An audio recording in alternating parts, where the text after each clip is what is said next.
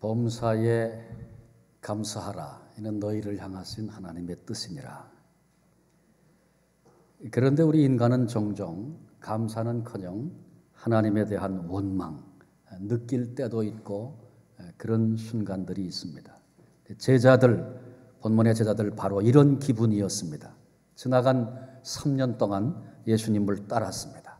모든 것을 버려두고 주를 쫓으면 밝은 미래가 주어질 것으로 기대했고 생각했습니다.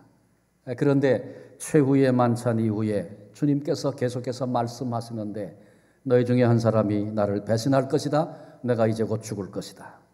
3년간의 꿈이 산산조각이 나는 순간입니다. 미래에 대한 기대는 그만두고 이제 나도 잡힐 수 있다는 두려움이 밀려오기 시작했습니다. 지금까지는 전적으로 예수님을 의지하고 살았었습니다. 주님이 가자 그러시면 가고 하자 그러시면 그거 하고 거기 놀라운 역사도 있었습니다. 많은 사람들이 예수님을 따라오는 그런 모습도 보았고 그들에게 놀라운 은혜가 흘러가는 영광스러운 모습도 지켜보았습니다. 정말 우리가 주님 따른 것이 잘한 것이다. 보람도 느끼고 기쁨도 있었습니다. 그런데 이제 내가 어디로 가야 할 것인가? 이제는 무엇을 해야 할 것인가? 당장 고민해야 합니다. 도저히 그 상황에서 무엇을 감사할 수 있다는 말입니까? 그런데 이때 우리 주님께서 본문의 말씀을 하셨습니다. 본문의 말씀은 우리가 계속해서 지금 요한복음 몇 장 걸쳐서 쭉 주님이 하시는 말씀 살피고 있는데 그래서 다락방 강화라고 불려지는 최후 만찬 이후에 설교하신 그 설교 말씀의 끝부분을, 마지막 부분을 오늘 우리들이 함께 읽었습니다. 주님은 이 말씀을 통해서 지금 제자들을 격려하고 계십니다. 주님께서 제자들이 앞으로 누리게 될 특권과 승리에 대하여 약속의 말씀을 주고 계십니다. 우리는 사도행전을 읽으면서 이 약속들이 실제로 이루어졌다는 사실들을 알고 있습니다. 예수님께서 약속하신 특권이 포함되어 있는 그 약속, 오늘 이 아침 함께 살피면서 격려와 용기를 얻는 시간 함께 갖기를 바랍니다. 먼저 주님은 하나님을 아는 특권에 대해서 약속하셨습니다. 하나님을 아는 것이 뭐 그리 큰 특권인가? 그렇게 생각하는 분이 혹 계실지 모르겠습니다. 우리가 이 땅을 살면서 중요한 사람 하나 아는 것도 얼마나 큰 특권이 되는지 모릅니다. 캘거리에서 목회할 때는 거의 관광지니까 한국의 유명한 사람들이 내가 오라고 안 그래도 전화를 해서 좀 갈 수 있겠습니까? 그리고 묻는 분들이 종종 많이 있었어요. 교회 특별한 행사가 있으면 이번에 뭐 안 됩니다. 그렇게도 얘기를 하고 그랬었는데 여러 사람들이 많은 분들이 다녀갔지만 그중에 윤형주 장로님 생각이 납니다. 늘 오면 뭐 간증도 하시고 또 밴프 여행도 이렇게 같이 하면서 많은 개인적인 얘기도 나누고 했었는데 이분이 한국에 나오면 꼭 한 번 좀 연락하라고 몇 번 그런 얘기를 하세요.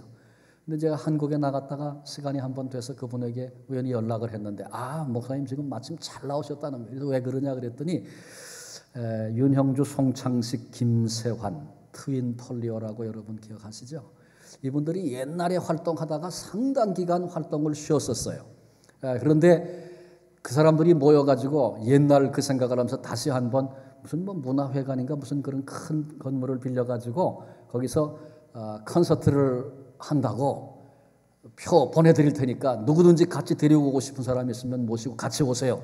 그러고는 사람 통해 표를 보내주면서 마음대로 데리고 오라는 거예요. 그래서 제가 옛날 친구, 중고등학교 다 신앙생활 같이 했던 윤 박사라는 친구가 있는데 거기 연락을 해가지고 야 이번에 콘서트 한다는데 갈 수 있으니까 누구든지 데리고 와라 같이 가자. 그랬더니 그때 그분들이 꽤 인기가 있었는지 표 구하는 게 어려웠다 그래요. 뭐 비용도 비용이지만 그런데 어떻게 그 표를 그렇게 구할 수 있냐. 걱정하지 말고 와. 하여간 내가 데려갈 테니까. 그리고 큰 소리를 뻥뻥 쳤어요.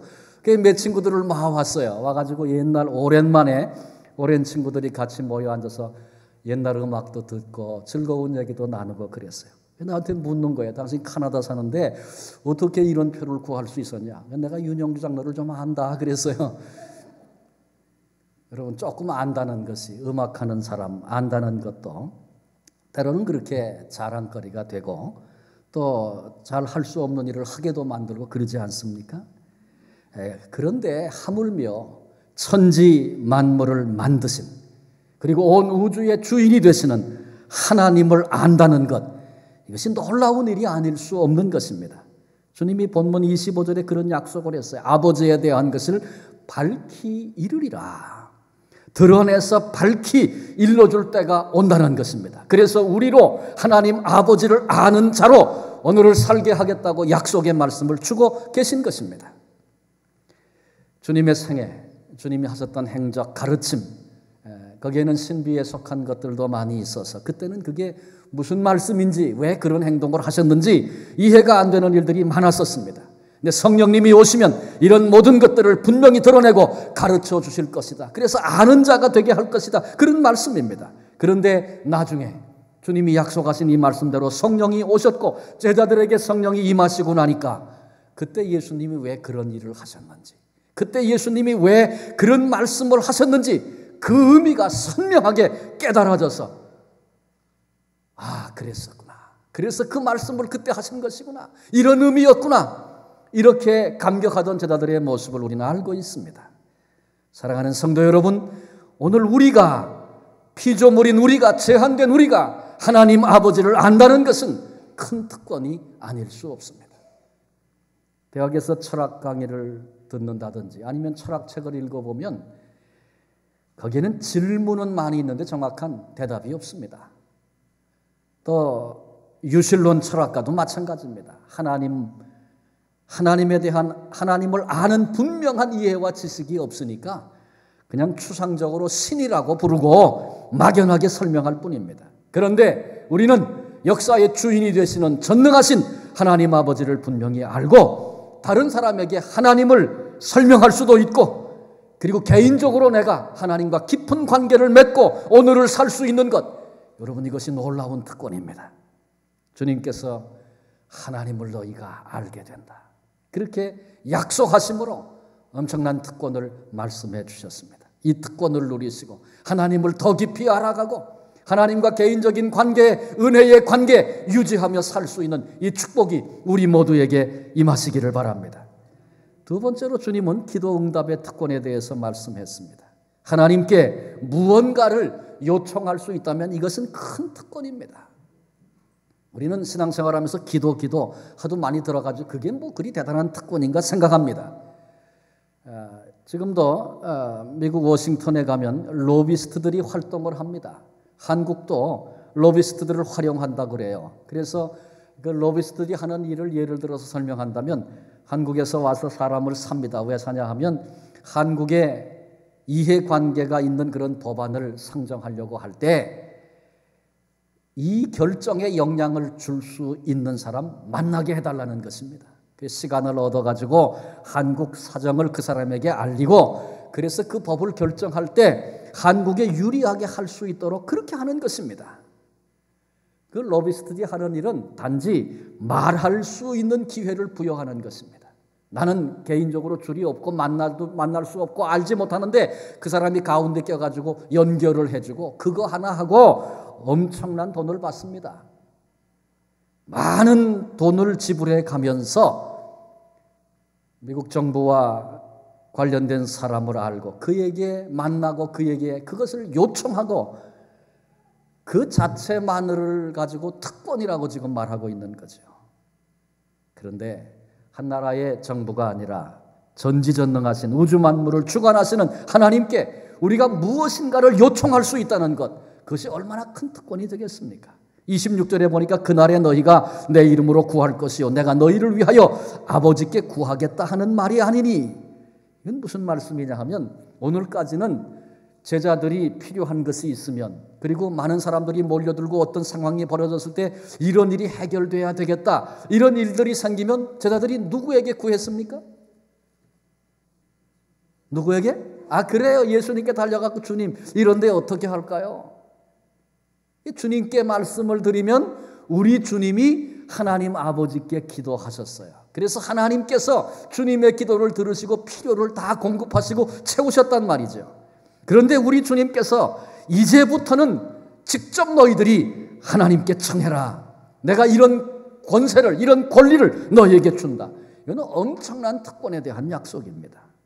그리고 이 특권은 제자들에게만 아니라 오늘 이 시대를 살고 있는 성도된 저와 여러분 우리들에게도 여전히 주신 놀라운 특권인 것입니다. 그런데 하나님께 청하기만 하고 응답이 없다면 그게 무슨 특권이겠어요? 그런데 우리 주님은 청할 권리만 아니라 청하면 응답해 주신다. 이런 약속도 겸하여 주셨습니다. 최후의 만찬 저녁 이후에 말씀하실 때 적어도 6번 이상 하나님이 기도하면 응답해 주실 것이다. 이런 약속의 말씀을 주셨습니다. 요한복음 14장 13절에 너희가 내 이름으로 무엇을 구하든지 내가 행하리니 14장 14절에 내 이름으로 무엇이든지 내게 구하면 내가 행하리라. 15장 7절에 무엇이든지 원하는 대로 구하라. 그리하면 이루리라. 15장 16절에 내 이름으로 아버지께 무엇을 구하든지 다 받게 하려 함이라. 16장 23절에 너희가 무엇이든지 아버지께 구하는 것을 내 이름으로 주시리라. 16장 24절에 지금까지는 너희가 내 이름으로 아무것도 구하지 아니하였으나 구하라. 그리하면 받으리니 너희 기쁨이 충만하리라. 6번 이상을 주님께서 강조하시고 구하면 주신다, 구하면 주신다, 받을 것이고 너희 기쁨이 충만할 것이다. 계속해서 반복해서 말씀하셨습니다. 예수님이 사기꾼이라면 혹 모르겠지만 그렇지 않으시다면 이렇게 많은 약속을 책임질 능력도 없이 주님이 말씀하셨겠습니까? 그럴 리가 없죠. 주님이 말씀하신 특권, 하나님께 구할 수 있는 특권, 동시에 구하는 것만 아니라 응답이 약속된 특권을 말씀하고 계십니다. 이것이 주님이 우리에게 주신 약속이고 특권이라는 사실을 기억하고 이 특권을 마음껏 행사하고 경험하고 누리는 복된 성도들이 되시기를 바랍니다. 그런데 우리가 종종 이것을 특권으로 느끼지 못하는 경우들이 있습니다. 그 이유는 무엇입니까? 특권을 행사하지 않으면 그게 얼마나 큰 특권인지를 모릅니다. 캐나다가 주마다 전부 다릅니다만 우리가 살고 있는 이 온타리오주는 의료보험이 무료입니다. 이건 특권입니다. 그런데 나는 병원에 가는 거 좋아하지 않아요. 그래서 오늘까지 여기 40년 살면서 한 번도 병원에 안 갔어요. 그렇게 말씀하시는 분이 혹 있다면 그 사람은 참 어리석은 사람입니다. 그렇죠? 그래서 그게 얼마나 큰 도움을 주는 특권인지를 모르고 사는 것입니다. 야고보서 4장 2절에 너희가 얻지 못하면 구하지 아니하며 말씀하셨습니다. 우리 모두 특권을 잊어버리고 사는 어리석은 자가 되어서는 결코 안 됩니다. 삶의 자리에서 필요가 느껴질 때, 내 마음이 흔들릴 때 순간순간마다 이 특권을 행사하시고 하나님이 주시는 응답을 경험하시며 그리고 하나님의 역사를 맛보았기에 날마다 우리 하나님께 감사하며 살 수 있는 복된 성도들이 되시기를 바랍니다. 세 번째로 주님은 하나님께 사랑받는 특권에 대하여 말씀하셨습니다. 사랑을 받는다. 이건 특권입니다. 물론 누구에게 사랑받느냐는 참 중요하죠. 깡패에게 사랑을 지극히 받았다. 사기꾼에게 사랑을 많이 받았다. 이건 좀 곤란할 거예요. 아마 학창시절에 선생님께로부터 사랑을 많이 받아본 분이라면 선생님께 사랑받는 게 어떤 특권인지를 지금 이해하시고 알 것입니다. 운동하는 분이 코치의 사랑을 많이 받아본 사람이라면 그 특권이 뭔지를 이해합니다. 군대에서 고참이나 상관의 사랑을 많이 받아본 사람은 그 사랑받는 특권이 뭔지를 압니다. 우리 주님은 그런데 이런 것과는 비교도 할 수 없는 특권에 대하여 약속하고 계십니다. 27절에 보니까 이는 너희가 나를 사랑하고 또 내가 하나님께로부터 온 줄 믿었으므로 아버지께서 친히 너희를 사랑하심이라. 하나님은 누구나 다 사랑하십니다. 이렇게 말하는 분들이 있어요. 물론 그 얘기 맞는 얘기입니다. 하나님은 누구나 다 모든 인류를 사랑하십니다. 그러나 그럼에도 그 사랑의 질은 다르다고 생각합니다. 마치 부모가 자식을 사랑하는데 모든 자녀를 다 사랑하죠. 그래서 10손가락 깨물어서 아프지 않은 손가락이 있냐 그런 말이 있을 정도입니다. 그러나 자녀를 향한 사랑도 무언가 그 사랑의 질이 다릅니다. 못난 자식, 그래서 해결할 능력이 없이 그렇게 인생을 사는 자식이 있다면 그를 향한 부모의 사랑은 연민의 사랑입니다. 속 썩이는 자식이 있죠. 그를 향한 사랑은 안타까운 사랑입니다. 어쩌면 탕자 집을 떠나서 그렇게 허덕이던, 그래서 눈물로 안타까워하시던 아버지의 사랑을 주님이 말씀하셨는데 그게 하나님의 안타까운 사랑일 수 있습니다. 또 동시에 그런가 하면 부모를 기쁘게 해드리는, 그리고 자기의 할 도리를 잘하는, 그래서 나아가 주변 사람들에게 칭찬받는 그런 자식들을 향한 기쁨의 사랑도 있다는 사실을 우리는 압니다. 하나님의 사랑은 모든 인간을 향한 사랑이지만 동시에 성도된 우리를 향한 사랑은 특별한 사랑입니다. 어떻게 사랑하시냐 하면 하나님께서 예수님을 향하신 그 사랑으로 우리를 사랑하시는 것입니다. 우리 주님이 지상에 계실 때 하나님께서 예수님을 향한 사랑을 사람들이 다 듣도록 육성으로 말씀하신 적이 2번 있습니다. 그리고 그것이 3군데 기록되어 있습니다. 하나는 세례 받으실 때고 또 하나는 변화산상에서입니다. 우리 하나님께서 큰 소리로 말씀해 주셨는데 이는 내 사랑하는 아들이요 내 기뻐하는 자로다. 기쁨의 사랑을 하나님께서 우리 주님을 향하여 갖고 계시다고 사람들이 알고 듣도록 그렇게 친히 말씀하셨습니다. 그리고 그 얘기를 베드로는 잊지 않고 기억하고 있다가 베드로 후서에 변화산에서 들었던 그 음성을 그대로 기록하고 있습니다. 여러분, 그런데 하나님께서 이는 내 사랑하는 아들이요 내가 기뻐하는 자로다, 주님을 향하여 그렇게 말씀하신 우리 하나님께서 우리 개인 한 사람을 향하여 이 같은 사랑으로 우리를 사랑하고 계십니다. 우리가 이런 하나님의 사랑을 받을 수 있는 이유는 무엇입니까? 우리가 뭘 잘해서 그런 것입니까? 여러분, 아무리 우리가 잘해도 하나님께 이 사랑받을 자격이 우리는 없는 사람들입니다. 단지 한 가지 이유가 있어요. 그건 뭐냐 하면 우리가 하나님이 보내신 독생자 아들 그리스도를 사랑하고 그리스도가 하나님께로부터 왔음을 믿기 때문인 것입니다. 하나님은 인간들에게 한 가지만 보시기로 작정을 하셨어요. 구약시대에 많은 것들이 있었는데, 많은 규례들이 있었는데 신약에 와서 복음시대에 와서 하나님이 우리를 향하여 한 가지만 요구하시고 한 가지만 보겠다고 선언하셨어요. 그게 뭐냐 하면 하나님이 사랑하시는 독생자 아들, 이 땅에 보내시고 우리를 위하여 죽게 하신 그 아들을 너희가 어떻게 대하는가, 그거 하나 보시겠다는 거예요. 제자들이 그 예수님을 사랑하다 보니까 이분이 하나님께로부터 오셨구나, 그걸 알고 믿게 됐다는 것이죠. 여러분, 이 자리에 있는 저와 여러분 우리 모두 하나님께서 이 땅에 우리를 위하여 아끼지 않고 보내주신 그 아들 예수 그리스도, 우리 모두가 다 사랑하는 줄로 믿습니다. 그리고 그분이 하나님께서 보내신 분이고 하나님의 아들임을 우리 모두가 믿는 줄로 믿습니다.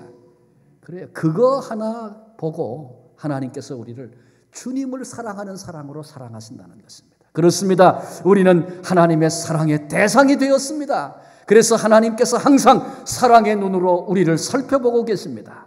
하나님께서 항상 나와 함께 계시고 그리고 그 하나님이 나를 도와주시기를 원하시는 것입니다. 이 사실을 깨닫고 하나님께 감사하는 복된 성도들이 되시기를 바랍니다. 결혼하기 전에 자매들이 그런 생각했을 때가 있었을 것이고 지금도 결혼하지 않은 자매들은 그런 생각할 수 있어요. 나를 정말 사랑해주는 남자가 있다면 가난해도 그 사랑을 이어가는 일에 힘든 일이 있어도 그 상관없다, 그렇게 생각하는 사람이 있을 수 있습니다. 형제 중에도 마찬가지죠. 나를 진정으로 사랑해주는 그런 여자가 있다면 아무리 힘든 일이라도 나는 그거 감당하겠다. 아마 이런 생각을 했던 순간이 우리에게 있을지 모르겠어요. 여러분, 이것이 바로 사랑의 힘입니다. 그런데 우리를 바로 그런 사랑, 아니 그 이상의 사랑으로 사랑하고 계신 분이 계십니다. 그분이 바로 우리들의 하늘 아버지 하나님이십니다. 우리를 사랑하시되 온 우주에 나 한 사람밖에 없는 것처럼 그렇게 사랑하십니다. 그래서 날마다 나의 머리카락을 세시고 오늘 몇 개 빠지고 몇 개 났다, 너 아니? 그러세요. 너무나 내게 관심이 많으셔서 우리의 앉고 서는 것을 아시고 내 마음속의 생각의 흔들림까지 보시고 아시는 분이십니다. 여러분, 하나님이 그렇게 나를 사랑하고 계시다는 사실을 믿는 믿음으로 살기를 바랍니다.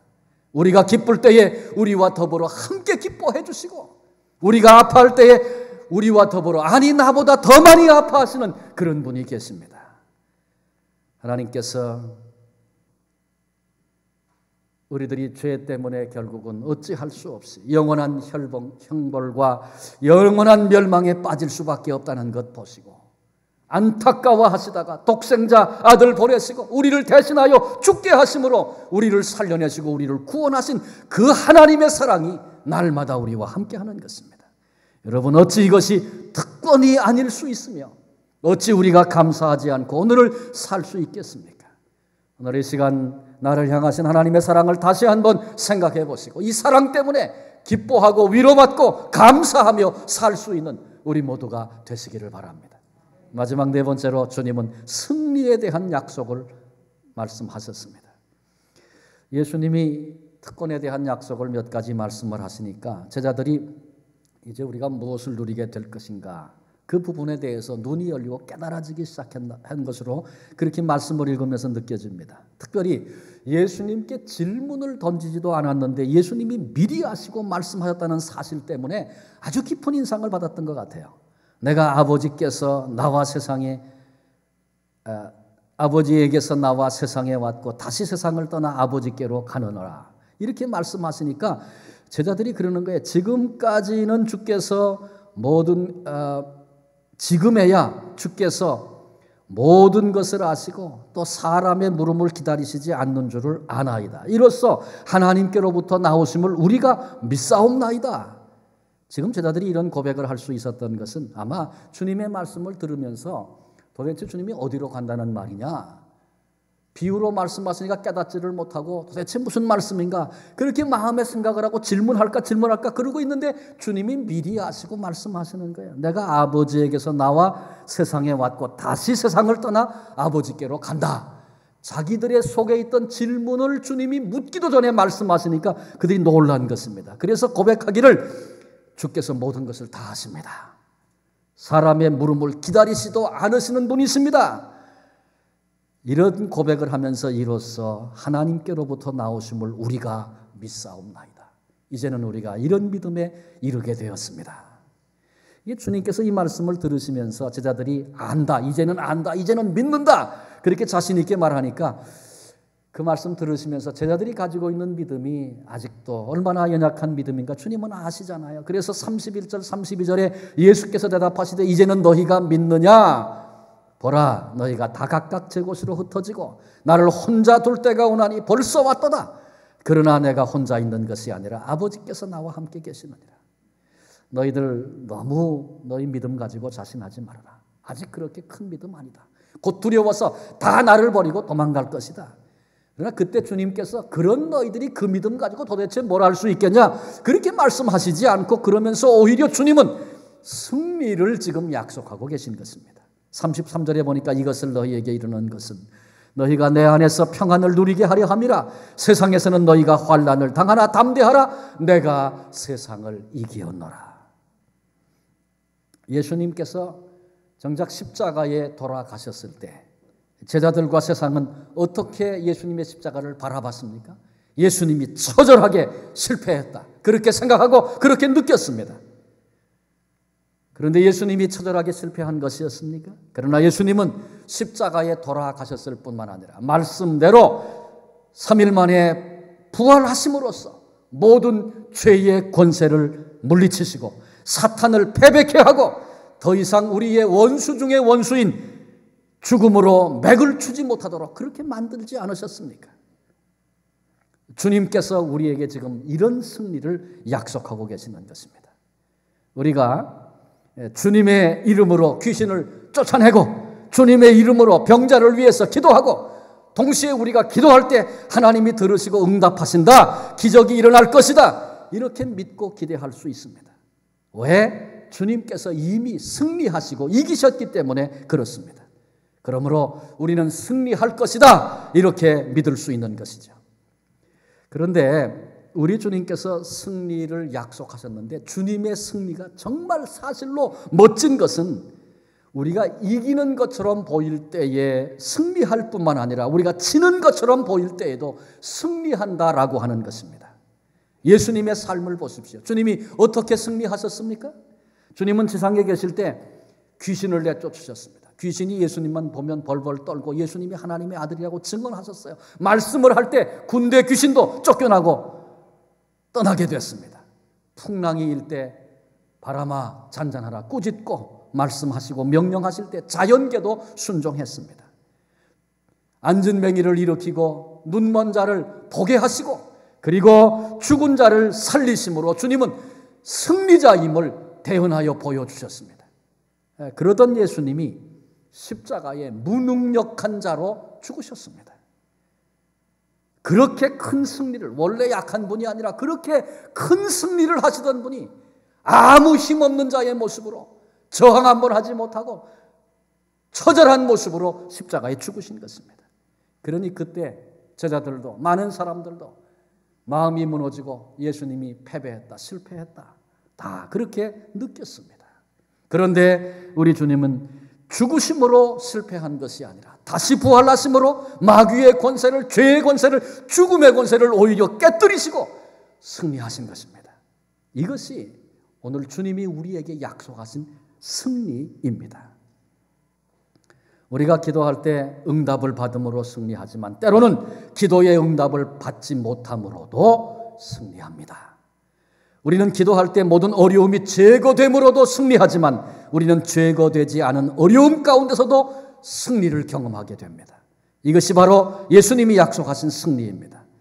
바꿔 얘기하면 우리는 어떤 상황을 만나도 결코 패배할 수 없는 사람들입니다. 우리의 선언이 되어야 할 것입니다. 옆에 있는 분들에게 우리는 결코 패배할 수 없는 사람입니다. 한번 그렇게 좀 얘기를 해보십시다.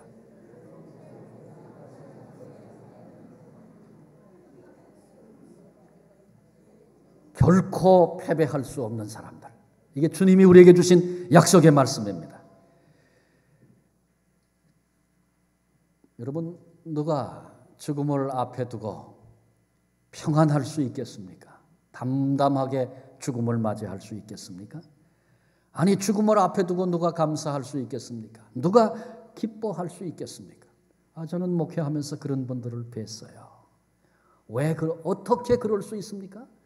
천국에 대한 소망과 기대가 있기 때문에 그런 것입니다. 이것이 우리 주님께서 우리에게 약속하신 최종적인 승리의 약속의 말씀입니다. 치료가 임하면 믿음으로 승리한 것입니다. 그런데 때로는 하나님이 너 치료받느라고 그렇게 고생하지 말고 이제는 내게로 와라. 내가 너와 같이 있고 싶다. 하나님 그렇게 하셔도 그건 여전한 승리입니다.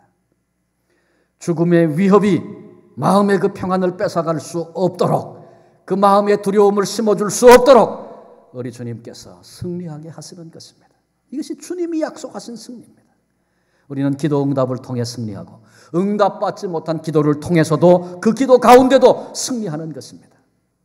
우리는 역경 가운데서 하나님께서 역경을 제거해 주시는 역사를 통하여 승리하기도 하고, 그런가 하면 역경 가운데 놓아두셔서 역경을 견디게 하심으로도 승리하게 하십니다. 우리는 승리할 수밖에 없는 사람들입니다. 이것을 깨닫고 이런 승리를 주시는 하나님께 감사하며 그렇게 오늘을 사는 복된 성도들이 되시기를 바랍니다. 오늘 우리는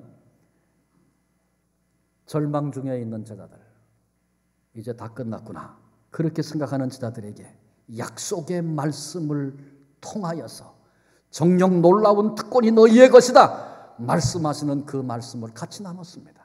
이 말씀은 우리 주님께서 제자들에게만 하신 말씀이 아니고 제사들에게만 주시는 특권과 약속이 아니고 오늘 이 시간 이 시대를 살고 있는 저와 여러분 우리에게 주시는 말씀이고 우리에게 주시는 약속이고 우리에게 주시는 특권입니다.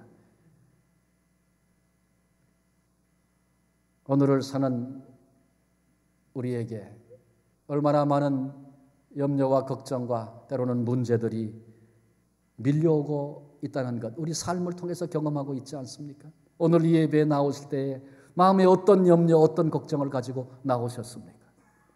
오늘 주님의 말씀 가운데 주님이 내게 무엇을 약속하시며 어떤 특권을 내게 주고 계신가 다시 확인하고 주의 약속의 말씀 붙잡고 믿음으로 받아서 주님이 말씀하신 그 놀라운 특권을 날마다 누리며 감격하며 그렇게 오늘을 살 수 있는 복된 성도들이 되시기를 주님의 이름으로 축원합니다. 기도하시겠습니다. 하나님, 광야와 같은 나그네 인생길을 살아가면서 우리의 감정은 수없이 오르락내리락하고 천국과 지옥을 경험하며 흔들리고 있는 우리들인데, 오늘 이 시간 우리들에게 주님께서 특권이 담긴 약속의 말씀을 주시며 너희에게 부여된 특권이 어떤 것인지 알아야 한다 도전하시니 감사합니다. 오늘 우리의 눈이 열리게 하시고 우리의 가슴이 열리게 하옵소서. 이 어두운 세상을 살면서 전능하신 여호와 하나님을 아는 특권, 주님께 요청할 뿐만 아니라 응답받는 특권, 하나님께 사랑받는 특권, 결국은 마침내 승리하게 될 특권을 우리에게 말씀해 주시니 감사합니다. 놓치지 않게 하시고 상관없이 그런 것 받은 적이 없는 자처럼 오늘을 초라하게 부끄럽게 어리석게 살아가는 저희들 되지 않게 하시고 인생의 어떤 때를 만나도 주님의 말씀을 붙잡고 기억하며 그 특권을 선언하며 누리며 그렇게 살 수 있는 신앙의 장부들이 다 되게 하시고 우리 주님 이 영광을 받아 주시옵소서. 우리에게 이 소망을, 이 특권을 약속해 주신 예수 그리스도의 이름으로 기도합니다. 아멘.